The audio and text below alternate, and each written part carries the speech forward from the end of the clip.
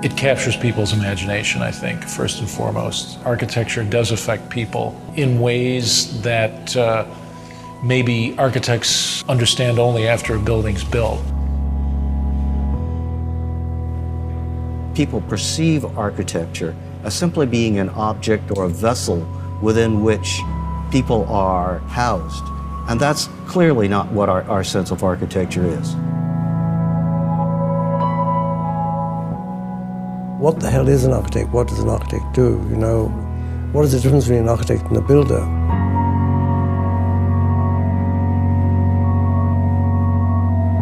We concretize the world. We take human activities and we make manifest the physical structures that accommodate all manner of human activity.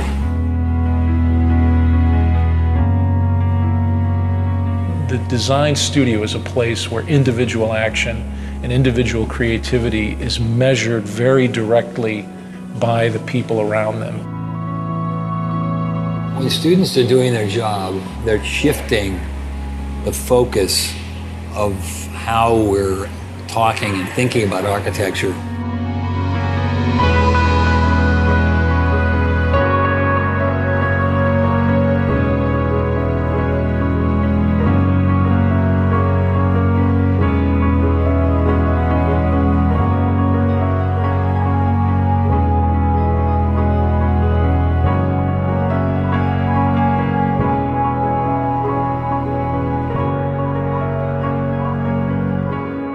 Before you kind of come to architecture school, you sort of have this idea about objects and things like that, and then once you get here, it becomes all about space and all about occupation. And people sort of see a lot, architecture sort of sculpturally, and there's a point at which you stop dealing with objects, sort of things to stare at, and you start dealing with occupation. I have a lot of friends who find it really hard to understand my schedule here and how we function here and being here at strange hours of the day and working environment and what studio space is like. And the way of working too, Yeah. that's really important. Yeah, So absolutely. And also the idea of being critiqued. Being critiqued is it's a foreign concept really, to a really business foreign student. concept. Yeah. The design studio is a place where students have to perform on their own. They have to create something from their own imagination. They have to create something in response to a set of problems that are either given to them or they have to even invent the problem.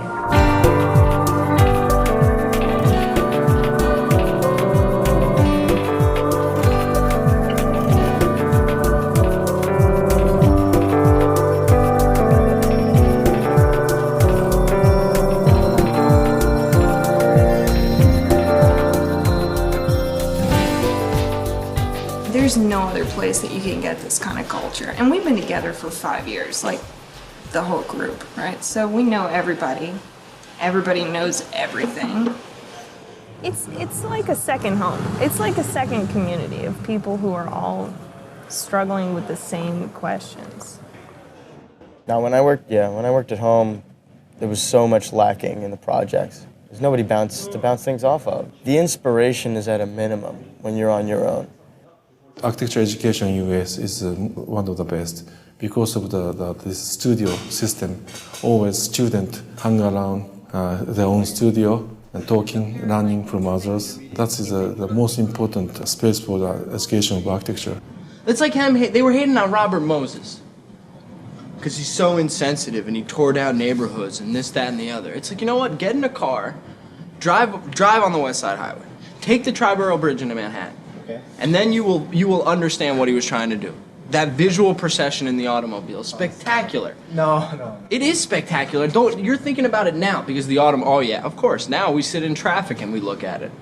But back then, the city had to make that transformation. The great thing about architecture schools is it still takes place in a kind of space where people discuss the work together in a kind of both a personal way, a one-on-one way, and in a very public way. Ultimately, there's a kind of arena. There's a public arena where the work is discussed, where students can present themselves personally to other people and show that they have a stake in the work and what they really think about the work. And that's extremely important, I think, to the development of an architectural project, because that's ultimately how architecture at certain points is really developed in the real world. And it's both an important lesson, but it's also a way in which, through that kind of intensely personal and human contact, that the work gets better.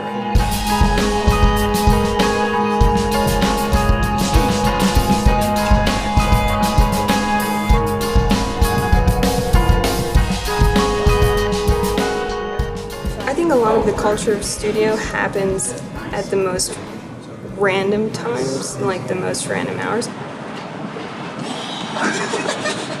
I hope that, yes. I think the humor adds another level of energy, that you can bring.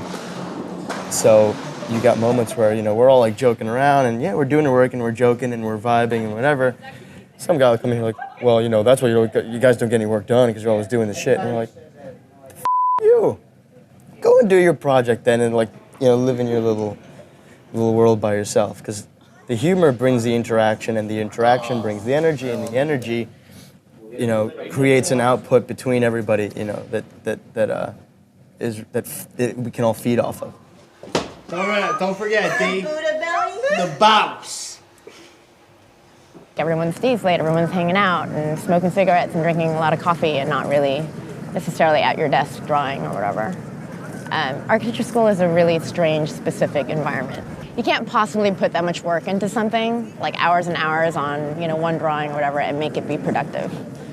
You could tell an architect that it's due tomorrow and they'll put in the 12 hours and it might actually look the same as if they spent a whole week on it, I should have gone home earlier than I did, because I just every 5 minutes I would take a little bit of glue and put it somewhere and then stop and figure out what the hell it is that I just did and then start over again. So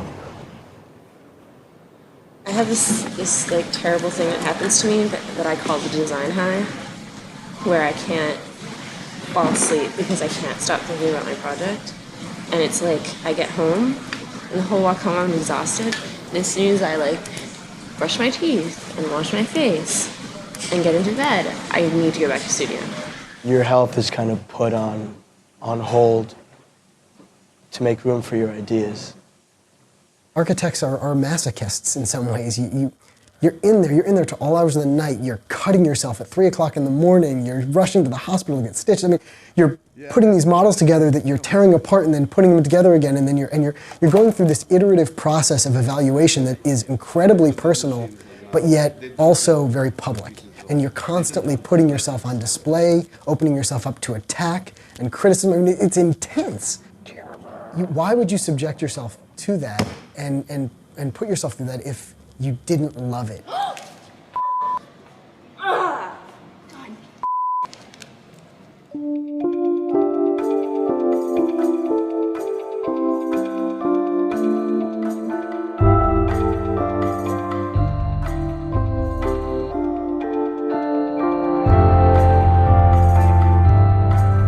That's a conceptual mistake.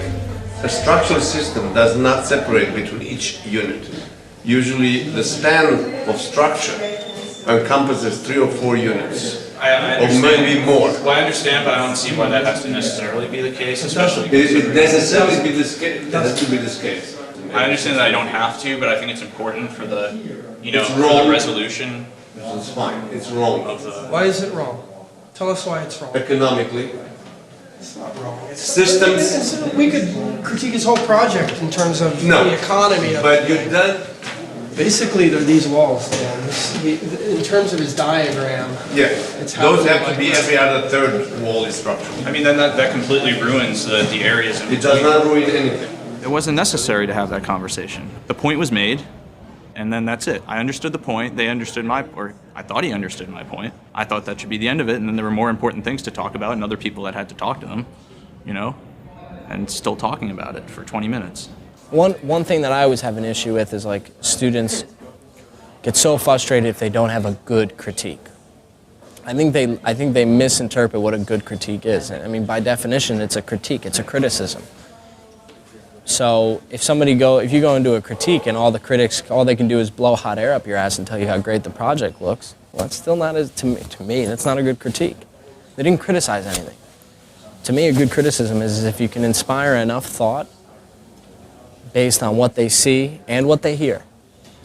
If it inspires enough thought, then they will criticize. Not criticize in the sense of attacking. They're going to criticize because whatever you showed them inspired enough thought that they have their own opinion about the thing now. That's a criticism. I'm not gonna argue with you because I have a feeling it wouldn't be productive. We could go on all night. We could. I know that's not the point. You would stop and listen occasionally. We'd be able to find, some resting spot here where we're kind of talking about the same thing, and you allow us to help you.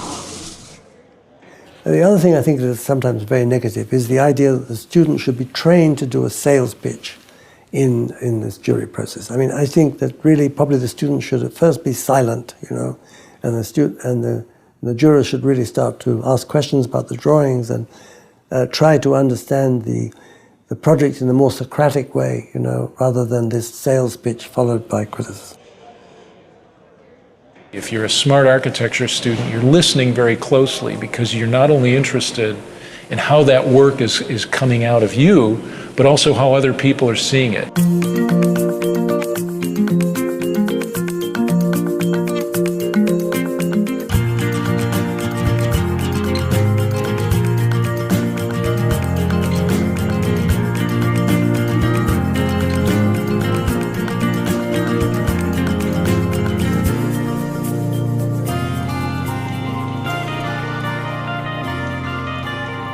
The best architects, in my view, are the ones who bring a coherent view of the world to design. Those are the folks that become the best architects in the sense that they're the ones that progress the profession, innovate, create new ideas. The most important thing about being an architect is learning how to think clearly. You have to be able to think clearly to practice architecture. There's a tendency to see people as singular. If you're artistic, you're not practical. If you're practical, you're not artistic. That's totally preposterous. I mean, architecture is embedded in both worlds. And if anything, architecture is the connective tissue between these two kind of spheres. And it'd be impossible to live in one or the other. One, you'd be practical and never produce a piece of work of any interest. The other, you'd be producing work that has no meaning or no connectivity. I think design requires a certain kind of smartness that holds those schizophrenic views simultaneously in one's thinking. Even as a young person, you know whether you can do that. And as you mature, it's quite rewarding to have those opposing views in your mind at all times. There's not just one role for an architect. There are all different kinds of contributions an architect can make in the culture. The question of what's a good architect, I think that there are many different perspectives that come at a project as it's developing. And what's important for the architect is to be able to listen to people outside of themselves and take that and then give something of themselves to a project and make something incredibly unique and wonderful. It has to be a person who's really willing to learn in a way that architects need to learn, which is they need to learn something every day for the rest of their lives. You've got to be, in a sense, kind of driven by that, in a sense, kind of inner force. But I think you also have to have the ability to kind of work through something and to be able to look at particular problems and be able to kind of listen and learn and examine with great patience some of those questions. So again, it's a kind of left brain, right brain kind of dichotomy that is, constantly, those demands are constantly placed on you as an architect. There are other disciplines that bring other things to the table, but I think our ability to envision or imagine something that is not there, it's almost spooky to people. This notion that you can look at a site or look at a parking lot and see a building there, I think it's extraordinary. It's an extraordinary skill, and we are one of the few disciplines that can do that. I would not trade for anything the skill set that I learned in school, because it's very, very, very unique to our discipline, and that's what we bring to the table.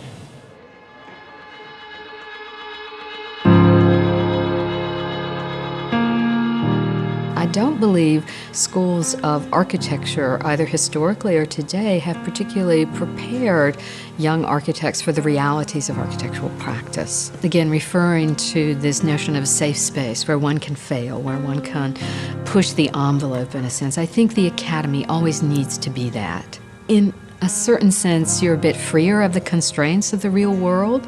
We need to understand that those constraints also have to be brought into the academy so students can begin dealing with them and dealing with them in an inventive and creative way. I think the academy should be a kind of idealized space, but it also has to be a kind of laboratory, a testing ground for the real world. And I don't think we're so good with the latter. I mean, we are still that ivory tower. Sometimes I think we lose a little bit of the reality of what our job is and what our profession is really about. I think people really forget the reality of what it's going to be like to be working as professionals. Architecture school is really unique because it's probably the only time that many of architecture students get to work on their own projects, because after that architecture is basically a service industry. I think that the profession is a lot different from the education in that you never work alone. It's hard to design an entire building by yourself. There's always other people that you have to network with or design with or consult. That collaboration is not usually present in school, which is a good thing and a bad thing, because during school you're trying to develop your own sort of way of working. You're very fast and you always predicting what I'm going to say. Their education is not preparing them to become kind of architects in the full sense of the word architect, being both poets and practitioners. They are wonderful, they're talented, they're smart. The tragedy is that the students are not sufficiently prepared to be independent thinkers. They either function at the poetic level or they function at the pragmatic level. The two shall never meet.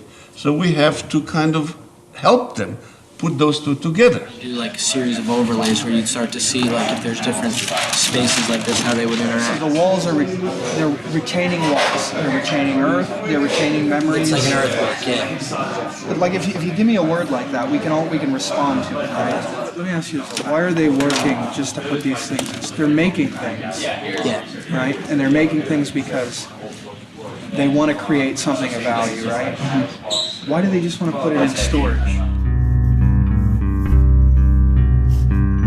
Do I think I might not be an architect? Sure. The likelihood that I work in an office after I graduate is pretty high, though. I don't think that people have to be stuck there for like 3 years and then get their license and then they do their own stuff. I want to start doing my own stuff and work in an office. I look forward to seeing what's going to happen. I'm excited to see what my signature ends up being. I want to teach and I want to write and I want to work for a firm that will let me do all of these things. I want to get some experience in a larger firm to see how they work and see how they operate. Do that, and then hopefully the long-term goal is to, start my own practice. The remarkable thing to me is how optimistic students of architecture are, how they sustain that optimism. And again, it's almost a bit like an actor or actress, that they still cherish that belief that they're going to break out of the chorus line in some way, even though the reality, as it is on Broadway, is very, very different. In part, it could be how they very quickly imbibe this notion of the star architect and this belief that, against all odds, that they might be able to make it. Well, today I think a lot of people, when they think of architecture, they think of starchitects. They think of the handful of brand name architects that they might have heard of, which to me is rather limiting.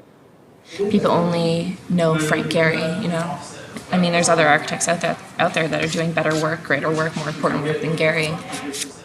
The problem is that the way we teach architecture right now is we sort of train everybody to do that exact same thing.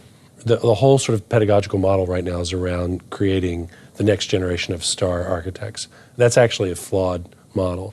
For many years, everyone wanted to be like Frank Gehry. They wanted to create great sculptures in the landscape. Whether those sculptures worked or not was largely irrelevant. The ability to use aerospace engineering to come up with forms that hadn't been built before was considered to be a primary task of someone coming out of school. That's over. That's over.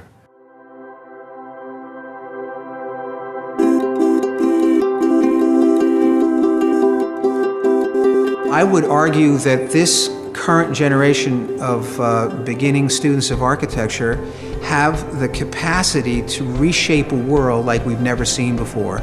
And they need to have access to as much technology and as much discourse, meaningful discourse surrounding these techniques and these tools so that they're fully prepared to go out into the world in the future to do something positive and productive. Students are coming out, they're working with individuals around the world who need shelter and who need ways of living that are affordable and supportable and sustainable. The students themselves have been pushing to force faculty to think differently about the way faculty see the environment, use the environment, and create objects that serve not just the aesthetic interests of the architect. It's fundamentally an optimistic profession. You don't go into architecture if you're a pessimist, if you don't actually believe that the world can get better.